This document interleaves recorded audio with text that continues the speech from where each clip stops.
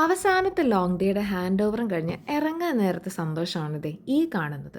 Hospital അങ്ങ് ദൂരെ ദൂരെ ആയതുകൊണ്ട് ഷിഫ്റ്റ് എല്ലാം കഴിഞ്ഞാലേ എനിക്ക് വീട്ടിൽ പോകാൻ പറ്റുള്ളൂ. ട്രെയിനൊക്കെ പിടിച്ച് വീട്ടിലെത്തുമ്പോഴേക്ക് ഉച്ചയാവുകയും ചെയ്യും. വിശന്നിട്ടാണെങ്കിൽ കണ്ണും കാണുന്നില്ല. കാപ്പി കുടിച്ചപ്പോൾ ചെറിയൊരാശ്വാസം. വിശന്നിട്ട് കയറി വരുമ്പോൾ പെട്ടെന്ന് ഉണ്ടാക്കാൻ പറ്റുന്നതും കംഫി ആയിട്ടുള്ള ഫുഡ് ഓപ്ഷൻസ് ആണല്ലോ വേണ്ടത്. അതാണ് ചോറും പരിപ്പ് കറി. ആദ്യമേ പറഞ്ഞില്ലേ വിശന്നിട്ട് കണ്ണ് കാണുന്നില്ല എന്ന്. അങ്ങനെ കണ്ണ് കാണാത്തതുകൊണ്ട് ചെറുതായിട്ടൊന്ന് കൈയും മുറിഞ്ഞിട്ടുണ്ട്. പണ്ടൊക്കെ അമ്മ പരിപ്പ് കറി ഉണ്ടാക്കുമ്പോൾ അയ്യേ ഇന്നും പരിപ്പാണോ എന്ന് പറഞ്ഞ് ഒരുപാട് പുച്ഛിച്ചിട്ടുണ്ട് ഞാൻ ഈ പരിപ്പിനെ. പക്ഷെ തന്നെ കുക്ക് ചെയ്യാൻ തുടങ്ങിയപ്പോഴല്ലേ ഈ പരിപ്പിൻ്റെ ഒക്കെ വില മനസ്സിലാവുന്നത്.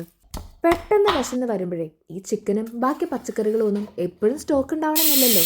പക്ഷെ ഷെൽഫിൻ്റെ ഒരു കോണിൽ കുറച്ച് പരിപ്പ് എപ്പോഴും സ്റ്റോക്ക് ഉണ്ടാവും.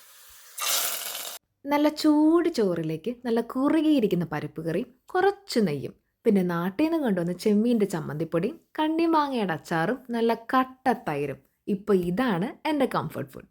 വൈകിട്ടായപ്പോൾ ഒന്ന് നടക്കാനും പോയി. മുന്തിരിവള്ളികൾ തളർത്തോ പൂത്തൊന്നൊന്നും അറിയില്ല. പക്ഷെ സമ്മറല്ലേ, കുറേ മഞ്ഞപ്പൂക്കളും ഡേസി എല്ലാം പൂത്ത് തളിർത്ത് നിൽക്കുന്നുണ്ടായിരുന്നു. എല്ലാം കണ്ട് ഹാപ്പി ആയിട്ട് തിരിച്ചു പോന്നു.